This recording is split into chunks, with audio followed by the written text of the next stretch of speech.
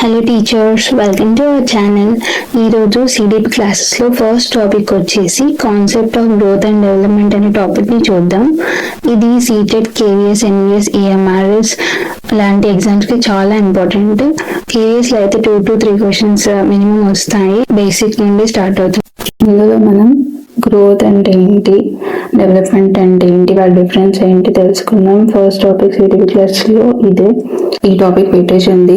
So CTET, TET, KVS, NVS అన్నిట్లో ఈ topic mix చేసేస్తారు. 2 or 3 క్వశ్చన్స్ పక్కా వస్తాయి. సో నెగ్లెక్ట్ చేయకుండా చూద్దాం.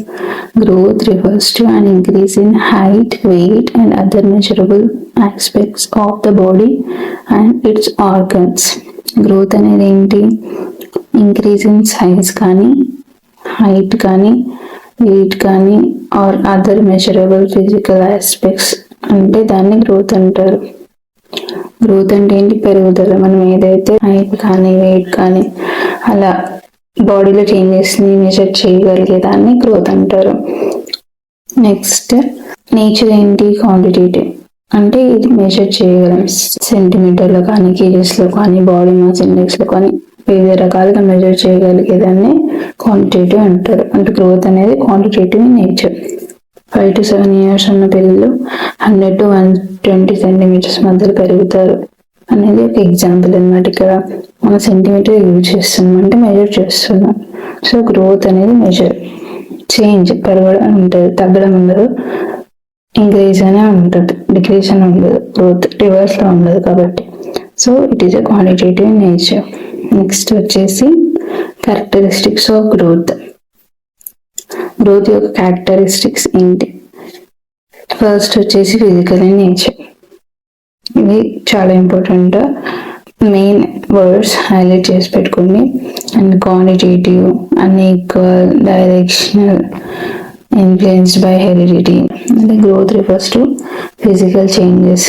అంటే ఏంటి? Increase in size, weight and organs. Okay. Next quantitative అంటే మెజరబుల్ విత్ నెంబర్స్తో మెజర్ చేయగలిగేది గ్రోత్. లైక్ ఇందాక చెప్పుకున్నాం, సెంటీమీటర్, కేజీస్ అలా అనమాట, body mass index. And it is in limited period. అంటే గ్రోత్ అనేది ఎప్పుడు ఉండదు, ఓన్లీ సర్టెన్ ఏజ్ వరకే ఉంటుంది. మెచ్యూరిటీ వచ్చాక ఆగిపోతుంది కదా. మెచ్యూరిటీ వచ్చాకే గ్రోత్ అనేది స్టాప్ అయిపోతుంది. సో గ్రోత్ అనేది లిమిటెడ్ పీరియడ్ మాత్రమే, టోటల్ కాదు. And different organs grow at different rates. అంటే డిఫరెంట్ ఆర్గన్స్ డిఫరెంట్ రేట్లో పెరుగుతాయి. అన్నీ ఒకేలాగా ఒకటే సైజులో పెరగవు కదా. సో అనేది డిఫరెంట్ రేట్స్ అనేది అన్ఈక్వల్ అనమాట. సో గ్రోత్ అనేది unequal. Example, brain grows faster during early years. Brain అనేది ఎర్లీ ఇయర్స్ ఫాస్ట్గా గ్రో అవుతుంది. ఓకేనా. And is directional. డైరెక్షనల్ అంటే ఇన్ ద సెన్స్ అంటే ఇష్టం ఉన్నట్టు కాకుండా ఒకటే డైరెక్షన్లో గ్రోత్ అనేది ఉంటుంది. గ్రోత్ ఫాలోస్ సెఫాలోకార్డల్ అంటే head to foot. And proximal distal అంటే ఏంటి? Centre to periphery in direction. Picture చూపిస్తాను. Cephalocaudal in the sense head నుండి ఫుట్ వరకు. ఓకే, ఇలా అన్నమాట. ప్రాక్సిమల్ డిస్టల్ అంటే డైరెక్షన్ అనమాట, centre to periphery, centre to periphery. Proximal distal అంటే సెంటర్ టు పెరిఫరీ. ఇలా గ్రోత్ ఉంటుంది, దాన్ని ప్రాక్సిమల్ డిస్టల్ అని అంటారు.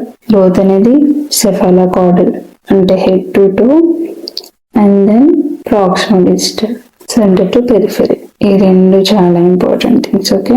నెక్స్ట్ వచ్చేసి influenced by heredity and environment. అంటే మనం తీసుకునే న్యూట్రిషన్ బట్టి, హెల్త్ బట్టి, అండ్ జీన్స్ కూడా. జీన్స్ అనేది చాలా ఇంపార్టెంట్ రోల్. మనం ఎంత హెల్త్, న్యూట్రిషన్స్ అన్ని తీసుకున్నా జీన్స్లో మన ఫ్యామిలీలో ఎంత హైట్ ఉన్నారో అంతే ఉంటాం మ్యాక్సిమం.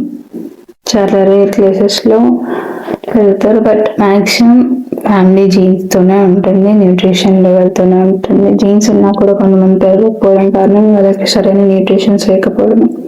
సో గ్రోత్కి important nutrition, health and genes. Okay. And next, development.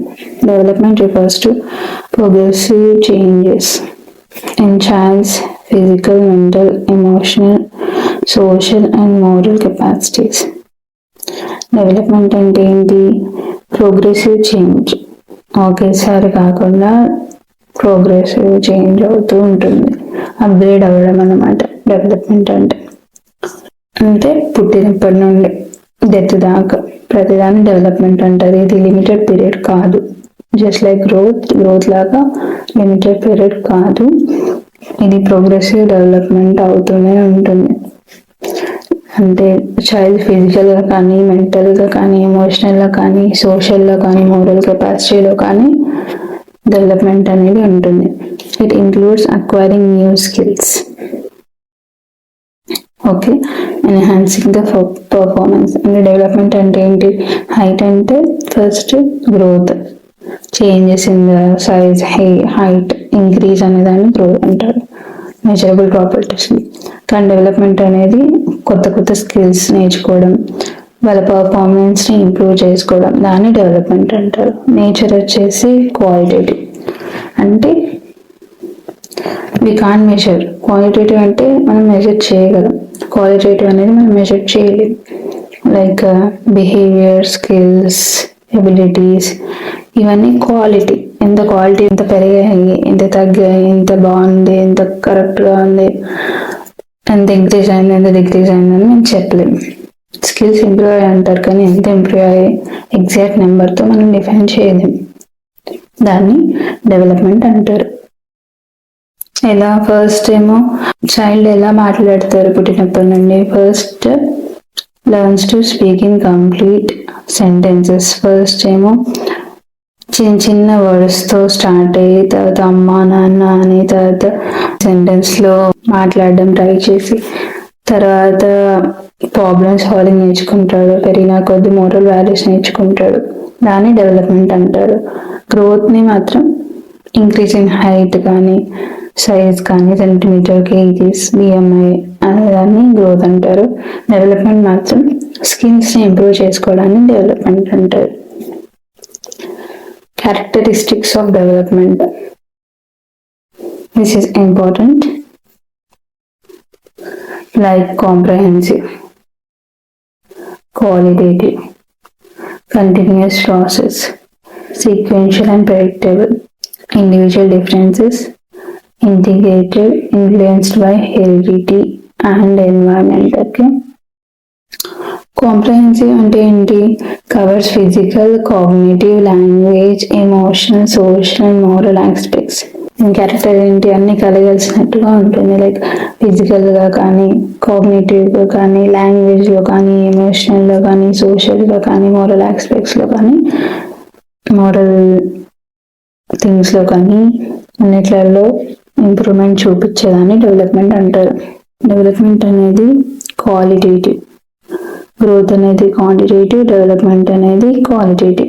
కాగ్నిటేటివ్ అంటే మనం ఆలోచించేటప్పుడు, మాట్లాడేటప్పుడు, అర్థం చేసుకునేటప్పుడు, అండర్స్టాండ్ చేసుకునేటప్పుడు దాని వెనకాల ఉన్న మెంటల్ ప్రాసెస్ ఉంటుంది కదండి, దాన్ని కాగ్నిటేటివ్ అంటారు అనమాట.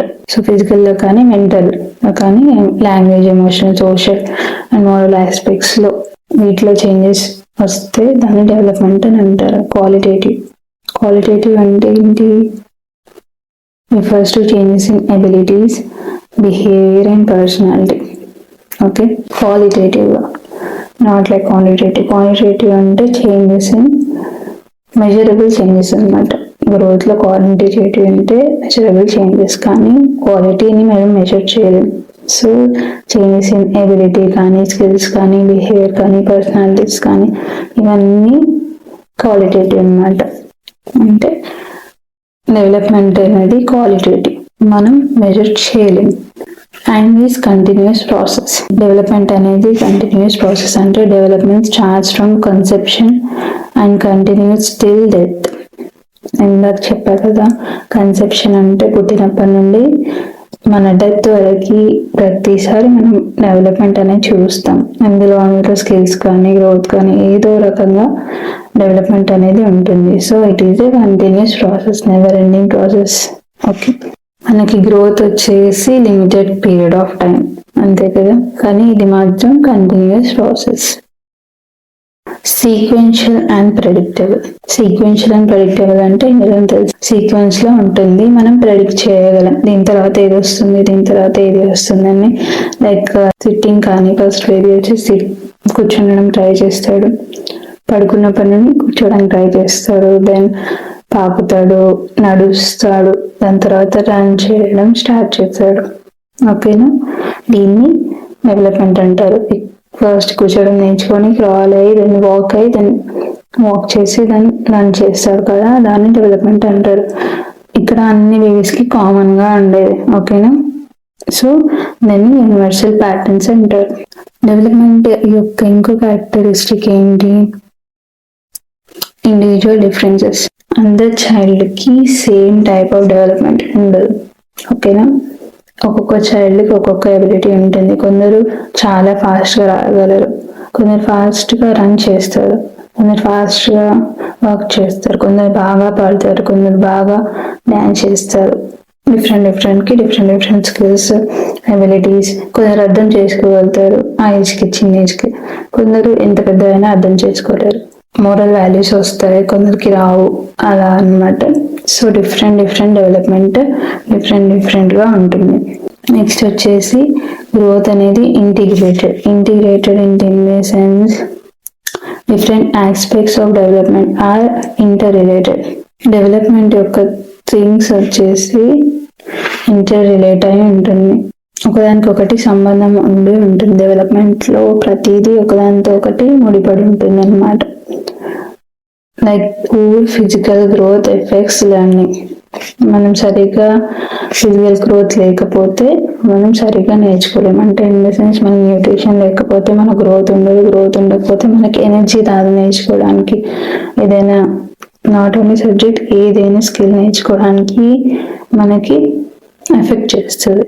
సో డెవలప్మెంట్ అనేది ఒకదానితో ఒకటి ముడిపెట్టి ఉంది అనమాట, interrelated. This point is important. Growth లానే ఇది హెరిడిటీ అండ్ ఎన్వైరన్మెంట్ కూడా చాలా ఇంపార్టెంట్ రోల్ ప్లే చేస్తాయి. Like genes are set potential. అంటే మన పేరెంట్స్ లో ఉన్న స్కిల్స్ మనకి ఈజీగా వచ్చేస్తాయి చూడండి, దానికి main reason jeans. Just like మన హైట్ కూడా వాళ్ళతో రిలేట్ అయి ఉన్నట్టు, మన నాలెడ్జ్ అనేది కూడా మన ఫ్యామిలీలో ఉన్న ఇంటెలిజెన్స్ మనకు కూడా వస్తుంది అనమాట. డెవలప్మెంట్ లో కూడా అది జరుగుతుంది. వాళ్ళకున్న లెర్నింగ్ ఎబిలిటీస్ కానీ, బిహేవియర్ కానీ వచ్చేస్తారు. Next environment shapes the expression.